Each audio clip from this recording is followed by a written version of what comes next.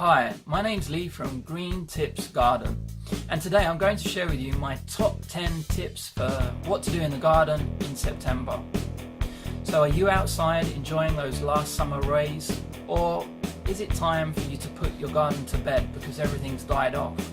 Well, hopefully if you follow today's top 10 tips, your garden will be in prime condition now, and you'll make sure that your garden's in an excellent condition for the seasons ahead. So tip number 1, take cuttings. Undoubtedly, if you've got some tender specimens in your garden, you may lose some of those plants over the winter. And we've already discussed in a previous video how easy it is to take cuttings. We did the example of lavender, but also other plants such as salvia, pelargoniums and other herbs. Tip number 2, divide summer flowering perennials. So plants such as heucheras, hostas and hemeracales. Now some of these plants die back over the winter and you won't even be able to know where they are in the ground.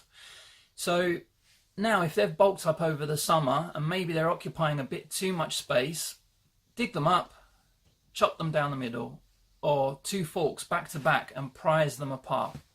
Now you have 2 specimens, plant one back where it was, and you have another one now to put somewhere else or to give away. Tip number 3, sow hardy annuals. Cornflower, nigella, poppies, they're all so easy. In fact, you can probably buy the seeds and just scatter them on a piece of soil, knowing that they'll come up next spring if they don't come up this autumn. One of my favourite suppliers is Sarah Raven, and the link to her website with a free £5 voucher is in the description below. Tip number 4, plant foxgloves and wallflowers. Now these plants are biennials, so they grow the first year and flower the second year. So if you've sown some earlier this year, you'll now have plants ready to plant out, and they will give you flower next year. Tip number 5, dead head. Now, most flowers will put their energy into producing seed.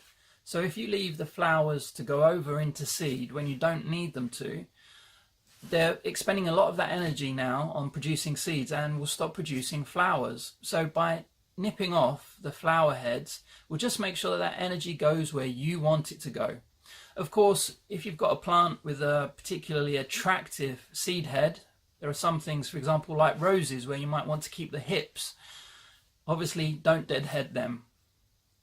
Tip number 6, bald patches. No, this is not going to be a promotion for some wonder cream for your personal solar panel, but maybe you've got some bald areas on your lawn that have come over the summer. So just rake those areas over, draw out any thatch that's accumulated, and then with the roughed up soil, sow some grass seed, water, and you've got time now for that bald patch to regrow and be ready to go into the winter. Tip number 7, turn the compost heap.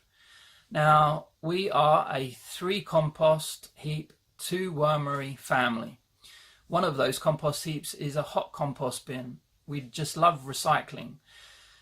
But because the temperatures will eventually drop as we go on later into the year, the composting process will slow down. So by turning the compost now, by keeping it moist, keeping it turned over, aerated, that just makes sure that the breakdown of that material is as fast as possible, so that come next spring, you're going to have loads of lovely compost for your garden.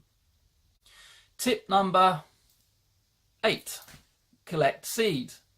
So maybe you've grown some plants over the summer that you really liked and you'd like to grow again next summer, or maybe you've noticed a plant in your friend or neighbour's garden. All you need to do is wait for it to start ripening. When it starts to just go a little bit brown, the seed head, put a paper bag over it, snip off the stem, turn it upside down and leave that seed pod in the brown bag to mature, and the seeds will hopefully pop out into the brown bag. Tip number 9, shopping. Now everybody likes a bit of shopping, But now really is the time to start looking at seed and plant catalogues for bulbs and plants for next year. Is your garden a one-hit summer wonder? Is it maybe a bit weak in the spring or in the autumn? Well, by shopping now, you can really make sure that your garden is a hit in the spring. Looking out for things like daffodils, tulips, crocuses. They're all very economical if you go to garden centres or supermarkets. And together with the foxgloves and the wallflowers that we mentioned previously, you'll really have impact come spring. Finally, tip number 10. Enjoy your garden. Maybe you've got some dahlias or zinnias out there that you've planted this spring. Fantastic colours. But you're not going to be able to be out in the garden every day to enjoy them if the weather doesn't allow.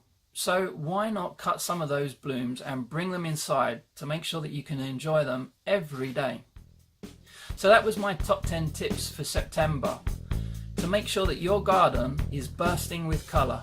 If you've enjoyed this video, please click the like button, and if you'd like to subscribe to my next videos, click the subscribe button, and even hit the bell if you'd like to be notified when I post my next video. Enjoy September with Green Tips Garden.